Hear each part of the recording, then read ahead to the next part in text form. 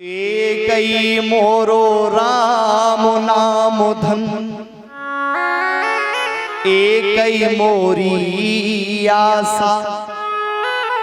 ऊधन आए है ई चले जय हैं, ना चाहे भगत रे दासा। हम भगवान को किसी भी कीमत पर नहीं बेच सकते। और उस समय संत रैदास जी ने यदि स्वर्ण ले लिया होता, धन ले लिया होता, भगवान को बेच दिया होता, तो शायद है कि हम आप उनकी चर्चा नहीं करते। कितना बड़ा त्याग किया, तो आज भी उनका नाम लिया जाता है। संत कबीर, जब कबीर का पुत्र कमाल भगवान का भजन छोड़कर धन कमाने में लग गया, तो उन्होंने अपने पुत्र को भी नहीं छोड़ा। पुत्र के सामने रोए, बूढ़ा वंश कबीर का उपजा पुत्र कमाल। हरि का भजना छोड़ कर घर ले आया। मैं कितना दुर्भाग्यशाली हूं, मैंने ऐसे पुत्र को जना जो पुत्र भगवान का भजन नहीं करता, केवल धन कमाने में लगा रहता है। देखो, उसके बाद कमाल ने इतना सुंदर भगवान का भजन किया और बहुत सुंदर उसने लिखा। उसका चिंतन देखो कितना सुंदर है। कबीर बाबा ने लिखा, हाड़ जले ज्यों लाकड़ी, केस जले ज्यों घास। और सब जग जलता देख कर हुआ कबीर उदास। कबीर बाबा ने लिखा, चलती चाकी देख कर दिया कबीरा रोए, कि दोए पाटन के बीच में साबुत बचे न कोई। कबीरदास जी ने लिखा, और उसके पुत्र ने क्या कहा कि चलती चाकी देख कर हंसा कमाल ठठाए।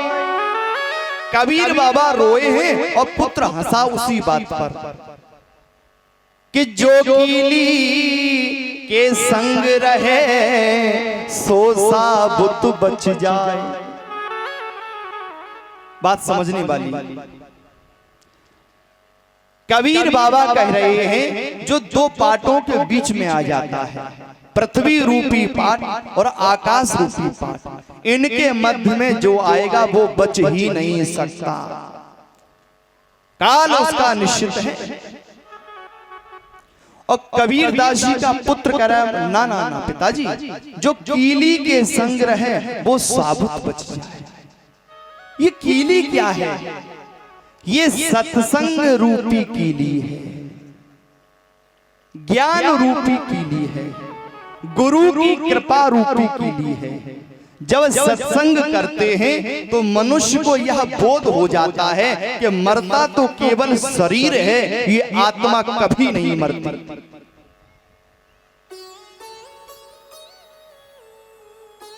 इतना सुंदर, कितना बड़ा त्याग किया। और महाराज किसने त्याग किया? मीराबाई। राजघराना छोड़ दिया और केवल भगवान की भक्ति। कलयुग में मां मीरा कि पायो जी मैंने राम रतन धन पायो। मैंने भगवान के नाम रूपी धन को पा लिया, अब ये संसार का धन हमें नहीं चाहिए। और किसने त्याग किया? गोस्वामी बाबा तुलसीदास जी ने। अकबर ने बाबा तुलसीदास को प्रलोभन दिया, क्या महाराज आप हमारे दरबार में रहो खूब आराम से, और हम आपको 60,000 की मनसबदारी पे रखेंगे। उस समय मनसबदारी का रैंक हुआ करती थी 60,000 की मनसबदारी का अर्थ था कि राजा के बाद यदि किसी का आदेश माना जाएगा तो वो आपका। महाराज चलो आराम से हमारे दरबार में, क्यों दर दर भटक रही हो? मना कर दिया, हाथ जोड़ लिए। हम तो सेवक राम के हियो धरियो दरबार, तुलसी का अब होंगे नर के मनसबदा। आहा, हम तो उनके हो चुके हैं, अब किसी मनुष्य की नौकरी हमसे नहीं होगी, हम तो सेवक राम। तो कितने ही लोगों ने महाराज त्याग किया, जो वो लोग महान हुए। थोड़ा थोड़ा त्याग हम लोग भी करें, अपने अंदर सहनशीलता लाएं। हम लोग त्याग नहीं करना चाहते। महाराज घर में कोई छोटी सी बात हो गई, उसी बात को बढ़ा दिया, घर के अंदर महाभारत करवा दिया। अरे किसने कहा, किसने सुना, बात खत्म करो। या त्याग कर देते उस बात का तो घर में महाभारत नहीं होता। लेकिन नहीं, उन्होंने ये बात कही तो कही कैसे, उसी बात को लेकर बैठ गए, महाभारत होता। त्याग करना सीखो, जब त्याग करेंगे तभी महान हो सकते हैं और जीवन सुखमय और आनंदमय बनता है। बोले गोविंद भगवान की जय हो, भागवत महापुराण की जय हो। अब भगवान कन्हैया का परिवार बहुत बड़ा हो गया। परीक्षित ध्यान देना, जितनी रानियां थीं, कितनी थीं? 16,108, सभी के 10-10 पुत्र। यहाँ गणित के विद्यार्थी बैठे होंगे, पढ़ने लिखने वाले लोग, ध्यान देना और अपना गणित लगाना हम पूछेंगे जरूर, बिल्कुल। 16,108 रानियों के 10-10 पुत्र और उन रानियों के 10-10 पुत्र और उन पुत्रों के फिर 10-10 पुत्र। अब जोड़ो, गणित वाले विद्यार्थी बैठे हुए, जोड़ो।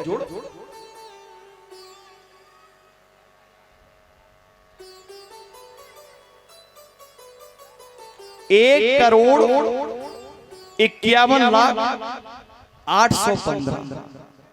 हाँ, जोड़ लो गणित। उस समय पूरी पृथ्वी पर 56 करोड़ यदुवंशी थे। अब भगवान का परिवार बहुत बड़ा हो गया है। तो एक दिन परिवार के बच्चों ने कहा कि हमें भ्रमण के लिए जाना है। तो भगवान कन्हैया सभी बच्चों को लेकर घूमने गए। इतना बड़ा परिवार, देखो ये कथाएं बताती हैं, ध्यान से समझना मेरी बात को। इतना बड़ा परिवार है, लेकिन महाराज परिवार का कोई अभिमान नहीं तो किसी के परिवार में 4 लोग अच्छे से हो जाओ, फिर देखो हमसे कोई नहीं टकराएगा। और इतना बड़ा परिवार महाराज, किसी से कोई द्वेष नहीं। बोले गोविंद भगवान की जय। एक बगीचे में पहुंचे, बच्चों ने कहा कि हमें प्यास लगी है। तो पास में ही एक कुआं है और कुएं में आज जैसे ही बच्चों ने झांक कर देखा तो बहुत बड़ा गिरगिट दिखाई दिया। बच्चों ने आकर कहा, प्रभु इतना बड़ा गिरगिट तो हम लोगों ने कभी नहीं देखा और उस कुएं में इतना बड़ा गिरगिट है। आज भगवान कन्हैया ने उस गिरगिट को जैसे ही बाहर निकाला, भगवान का स्पर्श हुआ तो मनुष्य के रूप में खड़ा हो गया। भैया कौन हो तुम? कहने लगा, महाराज रगो नाम नरेंद्रो हम इच्छाकु तनया प्रभु दानी स्वाय मानेषु यदि ते कर्णम स्पृशं। महाराज मेरा नाम राजा नृग है। कौन हो? राजा। हाँ हाँ। और महाराज आपने मेरा नाम सुना जरूर होगा। जब भी कभी किसी दानी की चर्चा चलती है तो मेरा भी नाम बड़े आदर के साथ में लिया जाता है। क्यों? महाराज हमने इतनी गौ माताओं का दान किया है। कितनी गौ माताओं का? कहने लगा धूली पर जितने कण हैं पृथ्वी पर, धूली के, उन्हें गिनना आसान है। आकाश के तारों को गिनना भी आसान है। लेकिन हमने जितनी गौ माताओं का दान किया उन गौ माताओं को गिनना आसान नहीं। तो भगवान ने कहा कि तूने इतनी गौ माताओं का दान किया और फिर भी तेरी दुर्गति। गिरगिट बना पड़ा था। संस्कृत में त्रिकाल भी कहते, त्रिकाल गिरगिट को, गिरगिट बना पड़ा था। अच्छा तो तूने अच्छी गौ माताओं का दान नहीं किया, दूध नहीं देती होंगी। ना ना महाराज, पयस्विनी दूध देने वाली गौ माताओं का। अच्छा तो बूढ़ी टेढ़ी होंगी। ना ना, तरुणी बिल्कुल जवान, तो मारने वाली होंगी मरखोर गाय। ना ना, सील रूपा बड़ी सील गौ माता। अच्छा तो ऐसी गौ माताओं का दान करने के बाद भी तेरी दुर्गति क्यों हुई? अब उसने पूरी कथा बताई। महाराज ऐसा हुआ, बड़े ध्यान से समझ लेना जो लोग दान करते हैं। गौ माताओं का दान पहले तो कैसे करना चाहिए? जब भी गौ माता का दान करें, एक तो ये समझ लो कि अपनी यौवन अवस्था में तभी गौ माता का दान कर देना चाहिए। ये आवश्यक नहीं कि महाराज वृद्धावस्था में ही करेंगे। ना ना, अपनी यौवन अवस्था में जब आपका मन करे तब गौ माता का दान करना चाहिए। और उसके सींगों को स्वर्ण से मढ़वा कर, खुरों को चांदी से, साथ में बढ़िया बाल्टी, रेशमी वस्त्र, सुंदर रस्सी और बड़ा विधि विधान से गौ माता का दान करना चाहिए। कहने लगा महाराज हमने क्या किया कि हमने बहुत सारी गौ माताओं को इकट्ठा कर लिया और उनका संकल्प चल रहा था। हमने संकल्प कर दिया, सभी ब्राह्मण एक एक गाय लेकर जा रहे थे। रास्ते में एक ब्राह्मण मिला, उसने एक व्यक्ति को रोका, भैया ये गाय, बोले कि ये हमें राजा साहब ने संकल्प किया है, दान में दी है। कहने लगा ये गाय तो हमारी है, तुम्हें उन्होंने कैसे संकल्प कर दिया? गाय तो हमारी थी, खो गई थी। तो बोले कि ये तो राजा साहब से पूछो चलो। तो दोनों ब्राह्मण आ गए हमारे सामने। वह ब्राह्मण कह रहा है महाराज गाय हमारी है, खो गई थी, वो आपने कैसे दान कर दिया? तो हमने कहा कि भैया हमें नहीं पता चला, बहुत गौ माताएं थी, तुम्हारी गाय मिल गई होगी, कोई बात नहीं, तुम हमसे 10 गौ माता ले जाओ। ना ना महाराज हमें हमारी गाय ही चाहिए। तो हमने दूसरे ब्राह्मण से कहा भैया तुम इसे छोड़ दो, इसे दे दो, तुम 10 गाय ले लो। उसका ना ना, हमने संकल्प से गाय ली, हम इसे गाय को नहीं देंगे। हमने उन ब्राह्मणों का कोई निर्णय नहीं कर पाया, क्या करें इनके लिए। हम गर्दन ऐसे हिलाते रहे, हूं हूं करते रहे।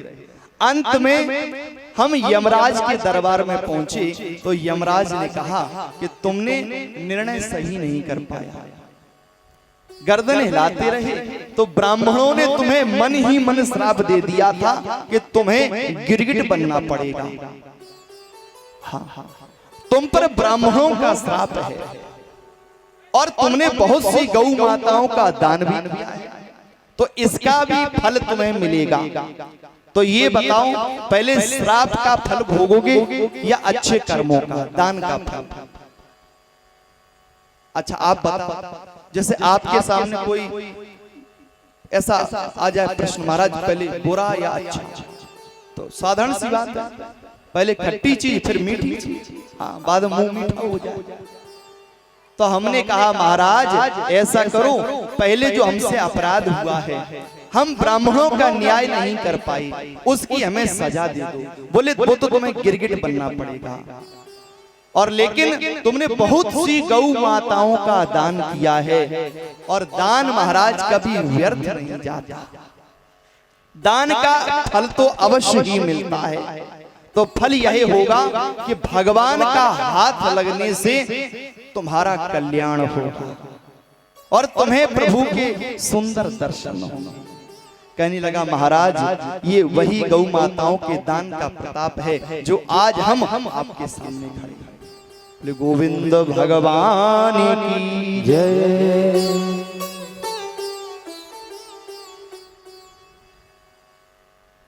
हर व्यक्ति को यथाशक्ति यथा श्रद्धा दान करना चाहिए।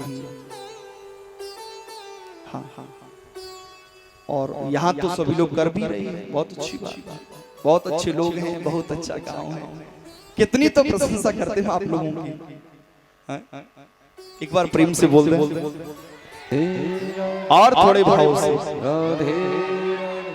श्री सुखदेव जी महाराज वर्णन करते हैं, परीक्षित एक करुण देश है, वहां का राजा है पौंड्रक। जब इसने सुना कि द्वारिका में भगवान जो श्री कृष्ण हैं वो भगवान हैं, और वो कैसे हैं? बोले भगवान के 4 हाथ भी हो जाते हैं, सुदर्शन चक्र भी उनके पास आ जाता है। तो इसने क्या किया महाराज? देखो ध्यान से समझने वाली ये कथा है। इसने सलाहकारों की सलाह ली और इसने भी 4 हाथ अपने अलग से लगवा लिए इस पौंड्रक राजा ने, और वैसा ही नकली सुदर्शन चक्र घूमने वाला वो चक्र घूमता था। एक जहाज भी बनवा लिया और उसी पे घूमता था और कहता था कि मैं ही इस पृथ्वी का भगवान हूं, दूसरा कोई नहीं है, मैं ही वासुदेव हूं, मैं इस पृथ्वी का कल्याण करने के लिए उत्पन्न हुआ हूं, मेरी पूजा करो, मेरी पूजा करो। इसने भगवान को पत्र भी भिजवा दिया कि असली भगवान मैं हूं, तुम नकली हो, और यदि असली हो तो हमसे आकर युद्ध करो। ये बात, ये कथा बड़ी समझने वाली है। भगवान के सामने ही नकली भगवान उत्पन्न हो गए थे। जिस समय भगवान इस पृथ्वी पर थे उनके सामने, और आज के समय में यदि कुछ लोग अपने आप को भगवान मानने लगे तो इसमें कौन सी बड़ी बात है? बहुत से लोग महाराज अपनी ही पूजा करवाना चाहते हैं, बहुत से लोग, बड़ा कष्ट होता है, विचार करने वाली बात है। हम आप लोगों से यही कहना चाहते हैं, ऐसे सद्गुरु, ऐसे संत के चरण पकड़ना जो आपको भगवान से मिलवाने का प्रयास करें, जो केवल अपनी ही पूजा चाहता है, ऐसे लोगों से दूर रहें। उससे महाराज आपका कोई कल्याण होने वाला नहीं। प्रेम से बोलेंगे आज भगवान कन्हैया ने उस पौंड्रक का उद्धार कर दिया। बोले गोविंद भगवान की जय। एक राजा ने अपने नगर में घोषणा करवा दी कि भगवान को कैसे प्रकट किया जा सकता है। कोई भगवान को प्रकट करके दिखा दे तो हम उसे बहुत बड़ा पुरस्कार देंगे। ये खबर पूरे नगर में फैल गई कि भगवान को कैसे प्रकट किया जा सकता है। बड़े बड़े विद्वान भी चकरा गए कि भगवान को कैसे प्रकट किया जाए।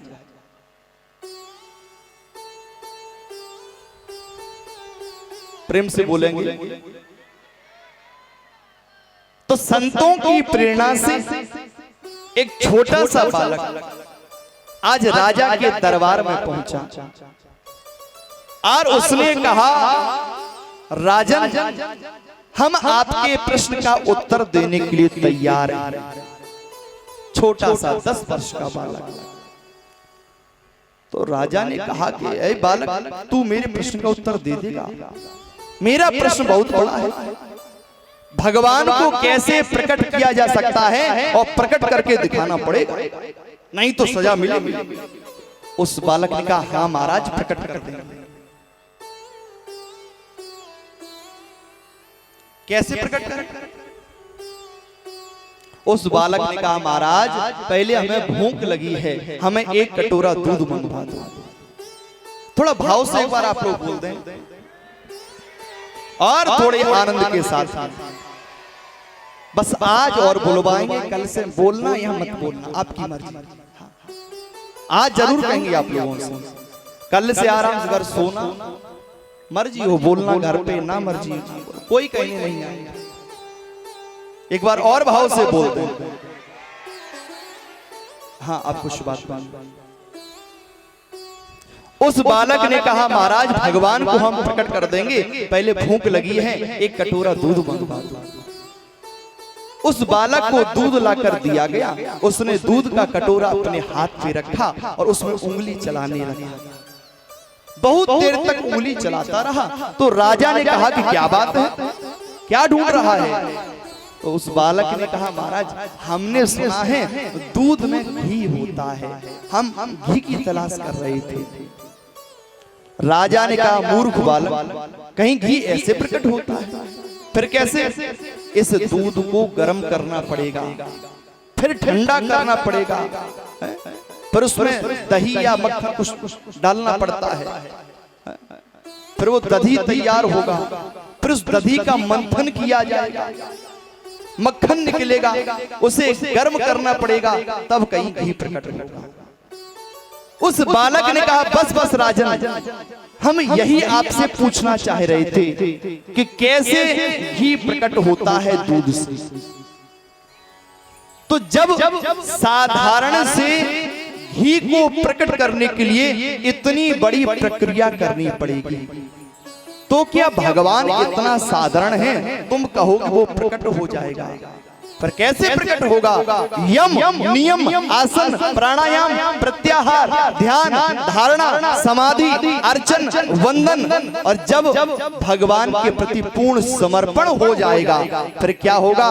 हे सत्य जहां भगवान वहीं, और है प्रेम जहां भगवान वहीं है, सत्य जहां भगवान वहीं है, प्रेम जहां भगवान वहीं हो जाता दया पात्र जब जन्म हो जाता दया पात्र जब जन्म दो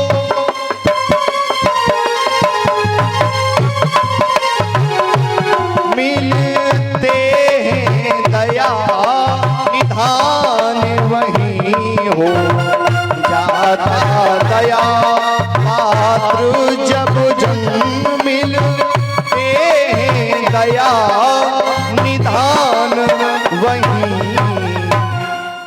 फिर भगवान को खोजने नहीं जाया जाता, फिर भगवान स्वतः ही प्रकट हो जाता है। प्रेम से बोलेंगे। देखो बात ये समझने वाली है, मैंने पुनः पुनः प्रथम दिवस से एक बात पर विशेष प्रकाश डाला। अपने जीवन में प्रेम को बढ़ाइए, अहंकार अभिमान को कम करिए। ये जो लोगों की निंदा करने की आदत है, ये द्वेष की आदत है, इसे छोड़ना ही पड़ेगा और प्रेम को बढ़ाना ही पड़ेगा। हरि व्यापक सर्वत्र समाना, भगवान सभी जगह समान रूप से विद्यमान है, पर प्रेम से प्रकट होए मैं जाना। बिना प्रेम के प्रकट नहीं होगा। ये प्रेम तो चाहिए ही। क्या बोलेंगे? कुछ नहीं बोलेंगे, बातें करेंगे और थोड़े भाव से बोलेंगे। और थोड़े आनंद के साथ में आज तो जी भर के बुलवा, अंतिम दिन है, आज तो बुलवाते ही रहेंगे। श्री सुखदेव जी महाराज वर्णन करते हैं, परीक्षित नारद बाबा ने विचार किया कि भगवान का इतना बड़ा परिवार है और इतनी रानियां हैं, तो आखिर किस रानी के पास में रहते होंगे भगवान। तो आज द्वारिका में श्री नारद जी महाराज का आगमन हो रहा है। श्रीमन नारायण नारायण नारायण, श्रीमन नारायण नारायण नारायण, श्रीमन नारायण नारायण नारायण, श्रीमन नारायण नारायण नारायण, श्रीमन नारायण नारायण नारायण, श्रीमन नारायण नारायण नारायण, श्रीमन नारायण नारायण नारायण, श्रीमन नारायण नारायण नारायण, श्रीमन नारायण नारायण नारायण, श्रीमन नारायण नारायण नारायण, श्रीमन नारायण नारायण नारायण, श्रीमन नारायण नारायण नारायण। नारद जी ने पहले जाकर रुक्मिणी मैया के महल में देखा, तो क्या देखा, भगवान कन्हैया सो रहे हैं। फिर आगे बढ़े, सत्यभामा के महल में देखा, तो भगवान कन्हैया भोजन कर रहे हैं। आगे जामवती के महल में देखा, तो भगवान कन्हैया बच्चों को शिक्षा दे रहे हैं। जहां जहां नारद जी महाराज गए हैं, वहां वहां भगवान कन्हैया दिखाई दिए। अंत में प्रभु के पास आए, प्रभु हम देखने आए थे कि आप कहां हैं, आप तो हर जगह हैं, जिधर देखते हैं उधर तुम ही तुम हो, जहां देखते हैं हर जगह तू ही तू है। नारद जी महाराज ने कहा, प्रभु आपका निमंत्रण आया है। युधिष्ठिर महाराज राजसूय यज्ञ करवाना चाहते हैं और यज्ञ में आपकी पूजा करवाना चाहते। महाराज समय निकालिए और पहुंचिए। तो आज भगवान कन्हैया पहुंचे हैं, तो चर्चा चली, क्या तुमने सभी राजाओं को जीत लिया? क्यों? ये राजसूय यज्ञ तभी हो सकता है जब आप सभी राजाओं को जीत लो। बोले महाराज वैसे तो लगभग सभी राजाओं को जीत लिया है, बस एक रह गया। कौन? जरासंध। वो बहुत बलशाली है, कैसे मरेगा महाराज? भगवान ने कहा ठीक है, हम कुछ उपाय लगाते हैं और उसे मल्ल युद्ध द्वारा मारा जा सकता है। तो आज भगवान कन्हैया ने भीम को और अर्जुन को अपने साथ में लिया, ब्राह्मणों का भेष बना लिया और जरासंध के यहां पहुंच गए। भिक्षामि देहि भिक्षामि देहि, हमें भिक्षा दे दो। और ये जरासंध ब्राह्मणों का बड़ा भारी भक्त हो गया। कब से? जब से भगवान कन्हैया रण छोड़कर भाग गए थे, तभी से। 18वीं बार जब आक्रमण किया था जरासंध ने मथुरापुरी पर, तभी से ब्राह्मणों का भक्त हो गया था। जरासंध ने देखा तो विचार किया, इनके हाव भाव तो ब्राह्मणों जैसे नहीं लगते। देखो आपके शरीर की आकृति, मुखाकृति, हाँ, आपका स्वभाव, आपके चाल चलन, ये सब बता देते हैं। इसी से बयां हो जाता है आप क्या हैं क्या नहीं। तो विचार किया, ये तो क्षत्रियों जैसे लग रही है, ब्राह्मण नहीं लग रहे। लेकिन फिर भी चलो ब्राह्मण का वेश बनाकर मांगने आए हैं। तो कहा कि भैया मांग लो, तुम्हें क्या चाहिए? तो कहा क्या हमें मल्ल युद्ध की भिक्षा दे दो। बोले गोविंद भगवान की जय हो।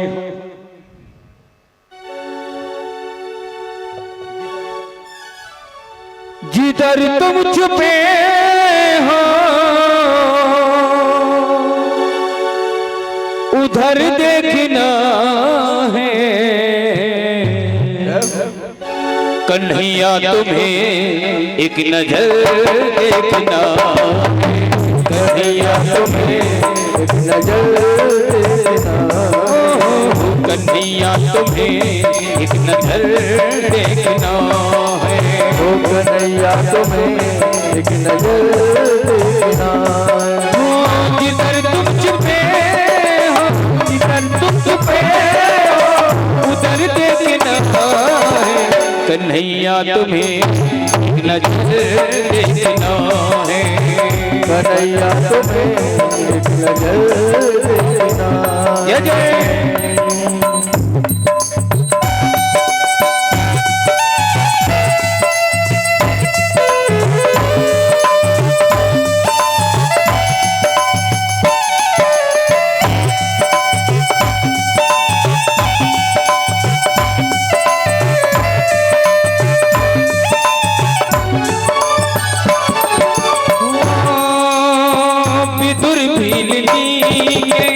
जो कर तुमने देखे विदुर भीलनी के, जो कर तुमने देखे सुदामा के बदले किस्मत के लेके, सुदामा के बदले किस्मत के लेके, तो तुमको हमारा भी, तो तुमको हमारा भी वो घर दे देना है।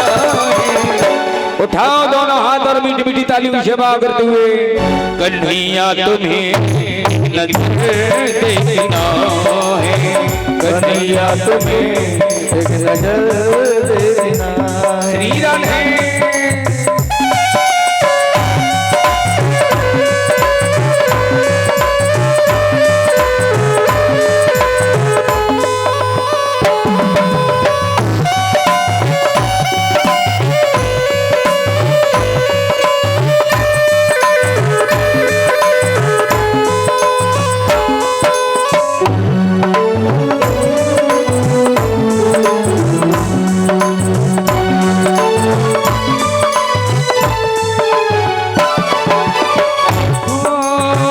उबारा है तुमने गीत और गंगे को, उबारा है तुमने गीत और गंगे को, उबारा है तुमने गीत और गंगे को, उबारा है तुमने गीत और गंगे को।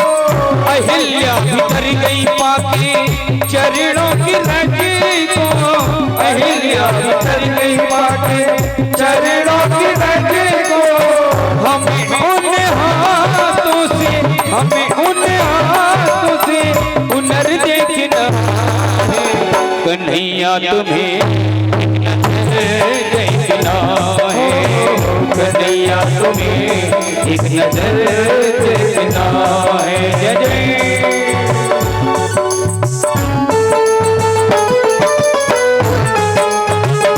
वाकई में हरियाल की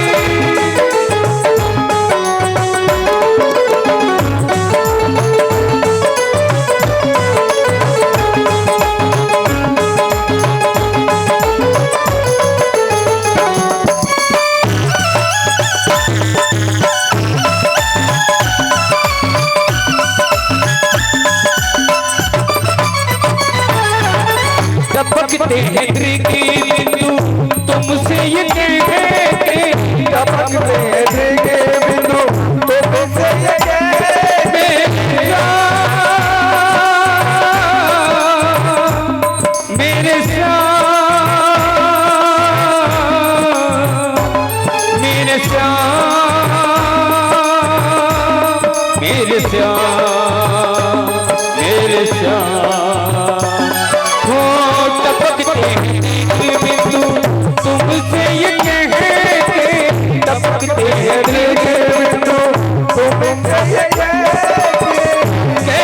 जिएंगे श्याम दूर तुमसे रह के, कैसे जिएंगे श्याम दूर तुमसे रह के, हमारी तरफ भी तुम्हें देखना है। और मस्ती में दोनों हाथों की सेवा करते हुए, तालियों की सेवा करते हुए, सही में कल से नहीं कहेंगे, कोई बात उठाओ दोनों हाथ और झूठते हुए, कन्हैया तुम्हें एक नजर देखना है, कन्हैया तुम्हें एक नजर देखना है, जिधर तुम पे हो जिधर तुम पे, जिधर तुम चुपे हो जिधर तुम पे, उधर देखना कन्हैया तुम्हें एक नजर देखना है, कन्हैया तुम्हें एक नजर देखना है, राधे राधे राधे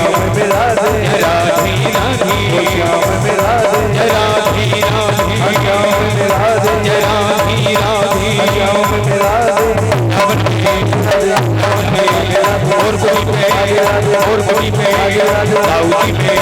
दाऊदी में बरसाने में मथुराजी में नंदगांव में बछेड़ी में भी राधे राधे राधे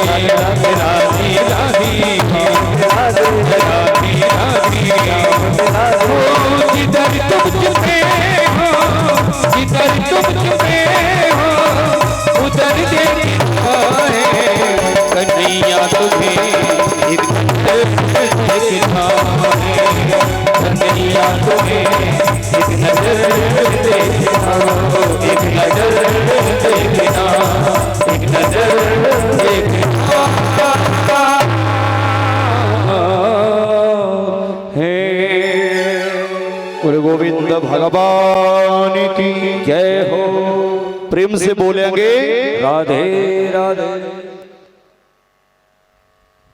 प्रसंग चल रहा था बहुत सुंदर,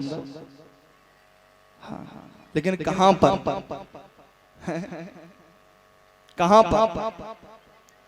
जरासंध के यहाँ पहुंच गए भगवान कन्हैया, भीम और अर्जुन ब्राह्मण का भेष बनाकर, और उसने वचन दे दिया कि हम आपको भिक्षा देंगे। तो भिक्षा में क्या मांगा? मल्ल युद्ध, तुम्हें मल्ल युद्ध करना पड़ेगा। जरासंध ने कहा कि पहले अपने असली रूप में आ जाओ, क्योंकि तुम ब्राह्मण नहीं हो, ब्राह्मण कभी युद्ध की भिक्षा मांग ही नहीं सकता, तुम अवश्य ही क्षत्रिय हो। हाँ, अपने असली स्वरूप में आ गए। मैं कृष्ण, तुम्हारा वैरी ये अर्जुन और ये भीम, बताओ किसके साथ में मल्ल युद्ध करोगे? जरासंध ने कहा कृष्ण तुम तो भगोड़े हो, हमारे सामने से भाग गए थे, हम तुमसे युद्ध नहीं करेंगे। और ये अर्जुन अभी छोटा है, तुम दोनों तो नच बइये हो, तुम तीर चलाना क्या जानो, धिन धिन दिक दिक दिक करने वालों, पीराना बाना क्या जानो,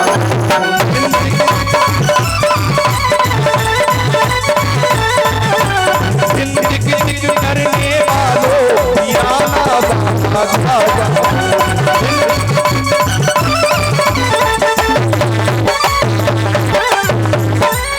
तुम दोनों नहीं, फिर हाँ ये भीम कुछ ठीक है, ये मेरी बराबरी का है।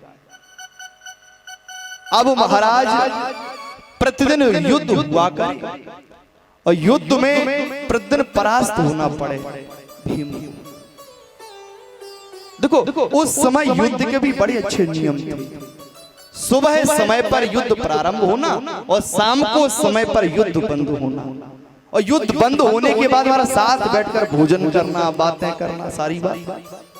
और आज के समय महाराज ठीक उल्टा हो गया, सुबह से शाम तक साथ बैठेंगे, बातें करेंगे, भोजन करेंगे, दिन में 1-2 बार फोन भी कर लेंगे और मन में द्वेष है, मन में युद्ध चल रहा है। उस समय ऐसा नहीं था। भीम ने कहा महाराज आपने हमें कहां फंसा दिया, ये मरने में ही नहीं आता। देखो इसका नाम है जरासंध, ये बृहद्रथ का पुत्र है। बृहद्रथ महाराज के 2 पत्नियां थीं, लेकिन दुर्भाग्य से कोई संतान नहीं थी। तो इनके आम के बगीचे में एक दिन चंड कौशिक महात्मा जी आए, तो इन्होंने संतानहीन होने का दुख सुनाया। तभी महात्मा जी की गोद में एक आम का फल गिरा, उन्होंने राजा को दे दिया कि अपनी रानी को खिला देना। उन्होंने 2 भाग कर दिए आम के और दोनों रानियों को दे दिया। तो दोनों रानियों के गर्भ से बच्चे का एक भाग पैदा हुआ, मृत। तो राजा ने दुखी होकर दोनों भाग भगवा दिए। एक जरा नाम की राक्षसी ने उन दोनों भागों को लेकर जोड़ दिया, उन्हें फिर से जीवित कर दिया। तो जरा और संधि यानी जोड़ना, तो उसका नाम पड़ेगा जरासंध। हाँ, बोले गोविंद भगवान जय हो। तो आज महाराज भगवान ने कहा सुनो, ये ऐसे नहीं मरेगा। फिर कैसे मरेगा? जब तुम युद्ध करने जाओगे तो हमारी तरफ देखोगे, तुम हमारी तरफ नहीं देखते, यही तुम्हारी हार का कारण है, यही हम लोगों की भी हार का कारण है। हम जब भी कोई कार्य करते हैं तो हमें ये लगता हम स्वयं कर लेंगे ना महाराज, कभी ईश्वर की तरफ भी निहार लिया गया। देखो बिना उनकी कृपा के कुछ नहीं है। तेरी सत्ता के बिना हे प्रभु मंगल मूल, और पत्ता तक हिलता नहीं, ओ खिले न एक फूल। आज भीम महाराज युद्ध कर रहे हैं और भगवान की ओर बार बार निहार रहे हैं। भगवान ने एक पत्ते को लिया और उसके 2 भाग कर दिए और उन्हें विपरीत दिशाओं में फेंक दिया। और भीम ने भी ऐसा ही किया, जरासंध के 2 भाग कर दिए और विपरीत दिशाओं में फेंक दिया। तो महाराज फिर नहीं जुड़ा और उसका प्राण तो हो गया। बोले गोविंद भगवान की जय हो। श्री सुखदेव जी महाराज वर्णन करते परीक्षित, अब क्या था कि राजसूय यज्ञ की तैयारी होने लगी। दरबार पूरा सज चुका है, सभी लोग बैठे हुए हैं, एक से एक बड़े राजा आ रहे हैं। अब चर्चा यह चली इस राजसूय यज्ञ में अग्र पूजा किसकी होगी। तो बहुत से लोगों ने कहा, जो भगवान कन्हैया के महत्व को जानते थे, कि कृष्ण की पूजा अग्र होनी चाहिए, अग्र पूजा का इन्हीं का अधिकार है। और इसी सभा में एक ऐसा व्यक्ति भी बैठा हुआ है जो श्री कृष्ण से द्वेष करता है। वो कौन है? शिशुपाल। देखो परीक्षित जी तो सब जानते हैं, प्रेम से बोलेंगे। ये कब से भगवान से द्वेष करने लगा?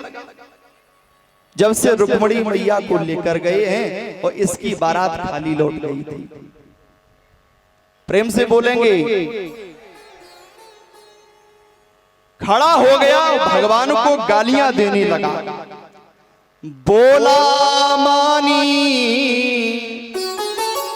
चले अज्ञानी, यूं ज्यादा पानी चढ़ा नहीं, और ना चाहे अभी गोपियों में वीरों से पाला पड़ा,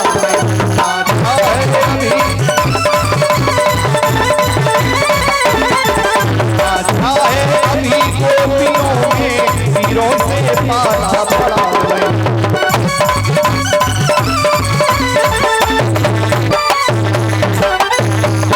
यह वेद शास्त्र का ज्ञाता है, और वेद स्वरूप कहाता है। और यह नीच जहां भी जाता है वहां झगड़ा करके आता है।